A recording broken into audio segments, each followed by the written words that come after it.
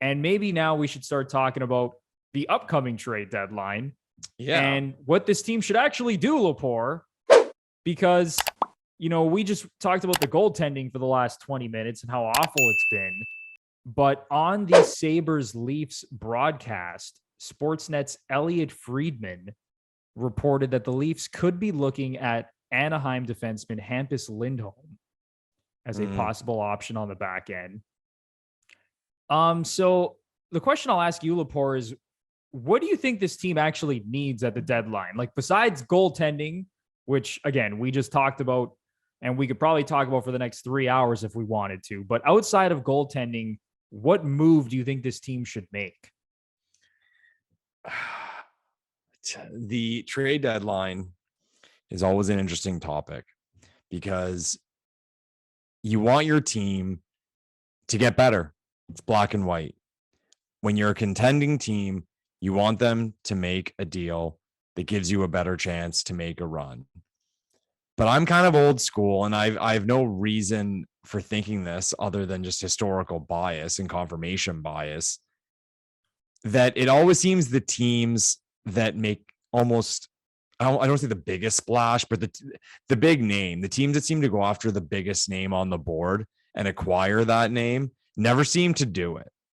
They usually back to previous years where, Hossa, or there's that year, Kovalchuk, they made a run at Jersey and then they signed him, but again, they didn't win. And I just look back to these times and these big splashes teams make, they don't seem to be the team to get it done. Like, so this time around, Claude Giroux, everyone's talking about Claude Giroux, and it's just like, I wouldn't touch that, because if you're already an elite team, it just makes things different. It's too dramatic of a change to your lineup and your team. So I'm always looking for that nice move, the move that addresses a need, adds some depth. And that's what I'm hoping the Leafs do. What I'd like to see is a middle six forward who maybe we can put on a line with Nylander and Tavares. And there's been names floating around like Hagel in Chicago, who's on an amazing contract. He'd be a great pickup, but who knows what they'd have to give up to get him. And something on defense just for depth, because as happy as I've been with the play of Sandin and Liljegren, I don't know if I trust them on a playoff run. We saw like Sandin he scored tonight, but he had a rough one. Yeah, he wasn't good tonight in the defensive end specifically. He was just getting pushed off the puck. Mm-hmm. The pass that Riley threw across him, it was a bad pass, but he struggled there and he couldn't clear the puck in front of the net. It was a bad game for Sandy. Yeah, he still needs to mature physically. He gets beat in the corners. He gets beaten down low. He gets beaten off the puck. So again, like I like the player, and I think he'll develop into a very good player. But I would like some responsibility to be taken away from them. And then there's also the issue of, we don't know if we're going to see Muzzin for the rest of the season. And can Justin Hall be trusted? Oh, God. Yeah. So for me, it's a middle six forward, nothing too fancy, and a solid defenseman. And maybe one more bottom end defenseman for depth. That's what I'm looking for. So I don't know, like, we can go over the names. I've tried my best to avoid those list of names because those deals never seem to happen.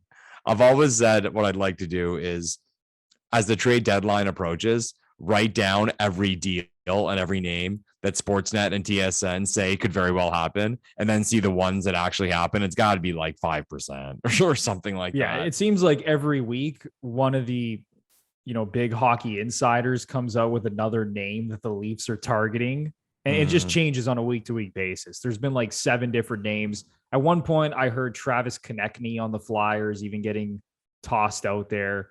Then on the broadcast for the Sabres Leafs, like I said, Friedman brings up Hampus Lindholm, and then you're hearing Claude Giroux, and then, you're hearing Marc-Andre Fleury in net. What I don't want the Leafs to do is do something like they did last season, where they spent a first and 2 fourth-round picks on essentially a plug. I mean, I don't want to be too harsh on Nick Foligno, but to give up a 4th 2/4 and a first round pick for a guy like Nick Foligno is just not very good business. So if they're going to acquire a forward, I think they should take a pretty big swing. And I'm not saying to bring in Claude Giroux. I mean, Claude Giroux, he's obviously not what he used to be when he used to be literally like an MVP caliber player 6-7 years ago. But, he still has gas left in the tank. He's still a very capable offensive player. And especially if you put him, with either Tavares and Nylander or Matthews and Marner for that matter. But I don't think that Matthews-Marner bunting line is getting broken up anytime soon. So ideally, like you mentioned, you want someone to replace Kerfoot on the second line. And it would be nice because then you can move Kerfoot down the lineup in a role that he's probably more suited to play. And Kerfoot can do it all. He can kill penalties. He can play on the second power play unit. He can play on your third line. He can obviously play in the top six, but it would be nice to see Kerfoot move down the lineup. So I would like them to pick up a dude in the top six who can put the puck in the net. Again, I don't know who that name is, and I think it's almost worthless to guess and throw out random names, and maybe that would get our podcast more clicks if we're just. Yeah, I was gonna say, is not the idea here. I was gonna throw out JT Miller while we were at it, but yeah, that was another name, JT Miller. He's another guy that's been floating around, right? Because obviously Vancouver's in kind of no man's land, having another disappointing season. Even though they've picked it up under Bruce Boudreau, and Elias Pettersson looks rejuvenated. He's been really good recently. But now everyone's like, oh, they should trade JT Miller, get some assets back, and, kind of retool the roster. That's another guy. That would be like a perfect fit in the top six for the Leafs, JT Miller. But, I mean, oh my God, what do you have to give up to get a guy like JT Miller? This guy's been phenomenal this season. Did you see the name going around Twitter? Started, I think, yesterday, creeped into today. Max Domi. Yes. That's another guy I've seen floated around. I don't know what's this fascination. I get it. Ty Domi, fan favorite for a decade here, but why the hell is everyone obsessed with Max Domi?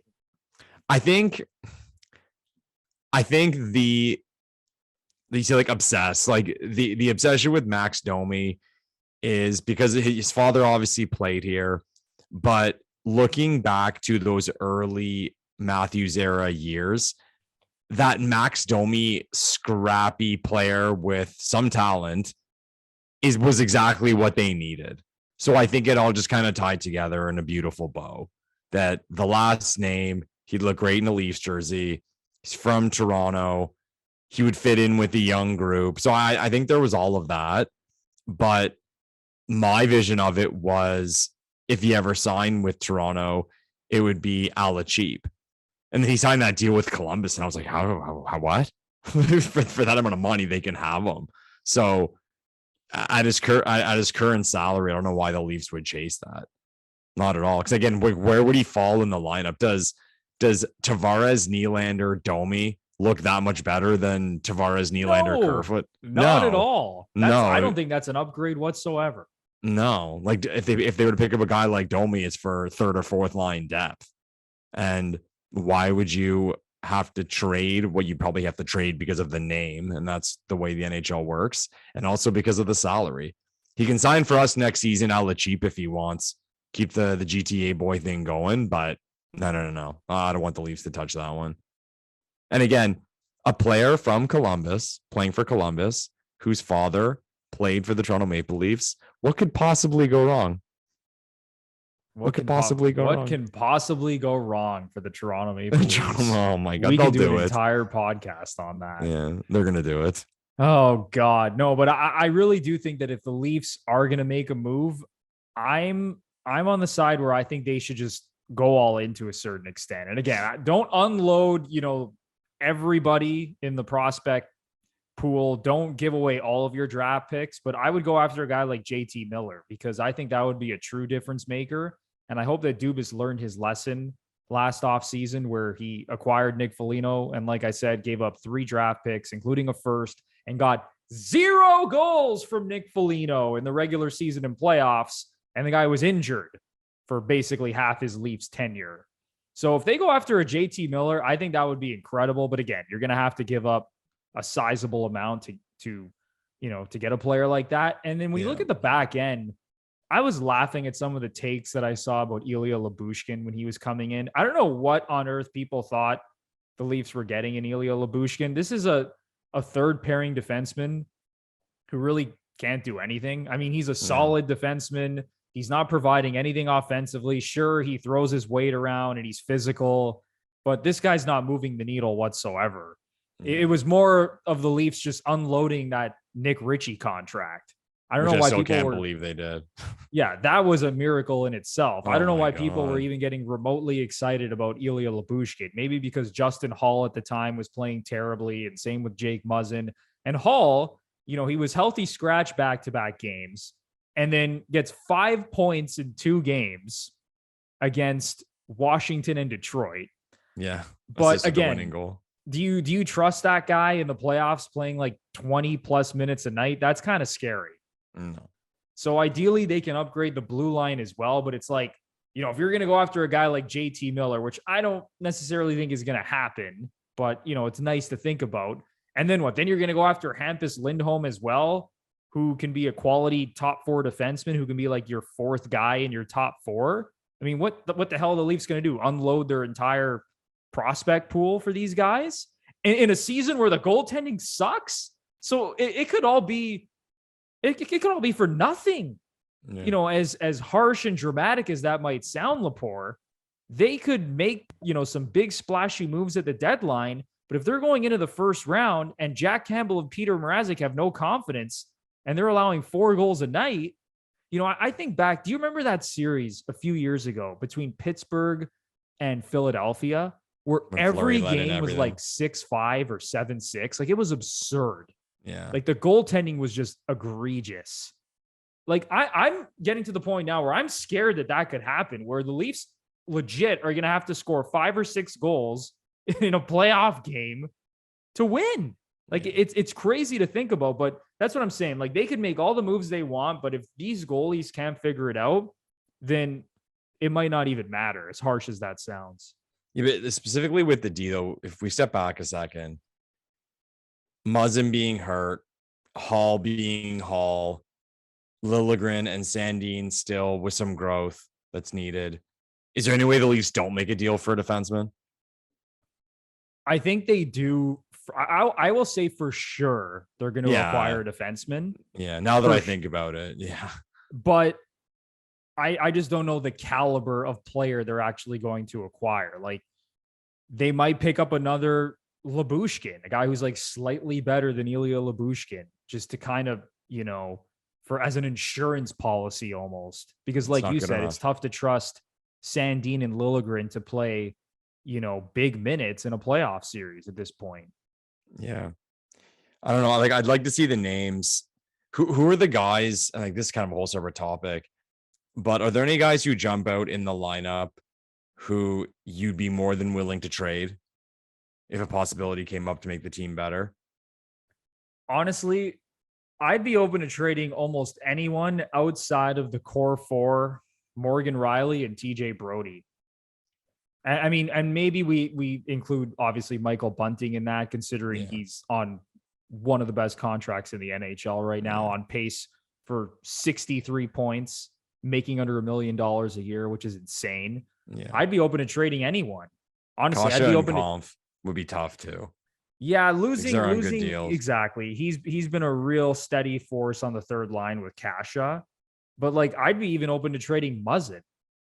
And I know that's a hard Yeah. Like that's a dude I'd be open to trading. Muzzin, Hall, Dermott. And again, it's like, you know, I'm not wearing blue colored glasses here expecting to get an insane return for players like that. Like, I know what I've been watching here. Jake Muzzin hasn't really even been this season. Even going back to last season, he honestly hasn't even really been that good.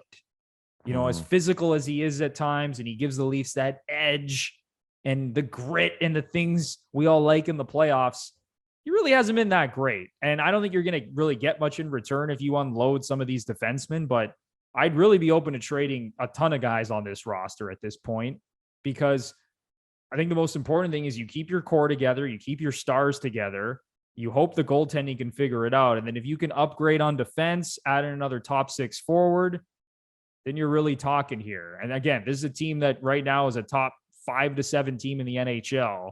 If they can just make a couple of tweaks, I mean, they could really beat anyone. The name that I would dangle with every phone call if I was Dubas, and comment down below what people think about this, is Liljegren. For some reason, I think you could get someone to overpay you for Liljegren to give you something really nice. The whole like young Swedish defenseman thing, and he's got room to grow. And if you remove Liljegren from the lineup right now, I don't think you're losing much. No, you're not. So, and again, like I like Liljegren. I've been rooting for him. He had a rough start to his career with mono and all that shit. But really, to the point now, like, what's his ceiling? What's his real and true ceiling? I mean, we hope he's an average, steady, just maybe slightly above average defenseman. So he's one of those names, man. First round pick, still an RFA, Swedish, for whatever that means. Still young enough that a team might be like, ooh, we can really develop this guy and turn him into something. And he could be a member of our top 4. Yeah, I think he's 5 years. I think he's the one. Like, I really think he's the one that you could get something decent for that'll make your team better. When like the names you mentioned before, like certain guys, like, I mean, like I'm with you. Like I would trade almost anyone, but like Kerfoot, Mikheyev, like once you get into those guys, that changes things. Like those are still nice pieces to have in your depth. Guys who can get a big goal here and there. They kill penalties, do all that side stuff. But you have to replace them. Whereas Liljegren, I mean, you're replacing him if you get a player back their way, especially a defenseman, but it's not a thing. Like the team doesn't get worse. Like they talk about in football, like a spread. And if you remove a certain player, how much of the spread changes? The Leafs' odds to win the Stanley Cup, or even if you went round by round, wouldn't budge with Liljegren in or out of the lineup. So he's the guy. He's the guy for me that I could see in a move. I really could. Interesting. Yeah, because I don't think Timothy Liljegren is moving the needle by any means. Whereas Rasmus Sandin, even though there are times where he gets pushed around defensively, he can be an absolute weapon when it comes to not only, being a force in the offensive zone and being capable of running the power play, whether it's the first or second power play unit, even just moving the puck out of his own end. He's really good. Like, I mean, that dude, he can make plays that a lot of defensemen in this league can't make. And sure, there are times where he gets completely exposed defensively. But when you're talking about ceiling and you're comparing those two guys, Sandin just has a way higher ceiling, whereas Liljegren at this point, it's like you said, what is he really? I mean, is he really a top 4 defenseman? I don't know. Like, sure, he's a really solid player, but I don't think you're missing much with him out of the lineup. Lepore, before we move on to the next topic, is there anything else you want to get off your chest about the Leafs and anything that they should do at the trade deadline? We vented a lot. I just don't want anything overly dramatic because I don't think that works. I just want that nice move for a second round pick or something in a prospect that makes you better. That little solid move. Because again, I'm not a fan of the big splash, and people may argue against that, but I'm not that guy that's like, woo, let's get Claude Giroux. One name I'll throw out there and a big name, and he's number 1 on a lot of the list, and then we'll move on. Chychrun. Oh, that would be unreal, but I think you'd have to give up like at least Sandin or Liljegren, and then even this other defenseman in the system, Topi Niemela. Yeah, I mean, you're gonna have to give up some assets for a Chychrun, but he would be nice because he's just rotting away this season in Arizona. That team has been a mess, and Chychrun hasn't had a good season, but I'm still very high on Jacob Chychrun, who scored 18 goals last year and broke out and was like one of the best emerging young defensemen in the NHL. So even though he's having a bad season, don't forget how good that guy is. But that would be awesome. Yeah, but Michael Lepore is against. He doesn't want Claude Giroux. I don't want JT Miller, any of these big names. And honestly, Marc-Andre Fleury. Oh, Marc-Andre Fleury, your favorite goaltender of all time. Did you see that list that came out? Top 10 goalies of all time. I'm sure you did. Yes. They put him at number 10. No Lundqvist on the list. No Carey Price on the list. Where am I with Marc-Andre Fleury? Where That's am I? Unbelievable. How can you, and this whole other topic, right off the bat, when Canada won the gold medal in 2014, Carey Price was the goalie. Hands down, no argument. Marc-Andre Fleury was not. I believe he was the third string. Yeah, Luongo was the second string goalie. There you go. So how can you say like, oh man, like he's top 10 of all time? No. But anyways, Marc-Andre Fleury. Yeah. You know what? I hope someone in the East makes a trade for Marc-Andre Fleury because I'll be happy to face them. And so those words may come back in round and light them up. Light them up. These words might come back and punch me in the face, but I'm all here for it. Oh, I would love to see your reaction if on deadline day the Leafs make a splash out of nowhere to acquire Marc-Andre Fleury. Yeah, Niemela first and Liljegren for Marc-Andre Fleury. We're going to need a camera on Michael Lepore in the moment because that would just be glorious. But tell you what. I'm going to say it on this show right now. I will say it. If Marc-Andre Fleury ends up being a Toronto Maple Leaf, I will buy a jersey and we'll have a giveaway. I like that. I'm going to hold you to that, Lepore. Yeah. So if anyone was hoping for it before, now you're really hoping for it because I'll give away a jersey. And GFP Nation is going to hold you to that, man. They want that blue and white 29 Marc-Andre Fleury jersey, man. Get ready. But let's move on, Bruno. Yeah, let's move on because the deadline, like you said, is still a few weeks away. Who knows what the Leafs are up to? I'm sure Kyle Dubas is cooking some things up, whether it's a top six forward, a guy to solidify the D-core, or even a goaltender, considering how terrible the goaltending has been. But we will talk more about that when the time comes.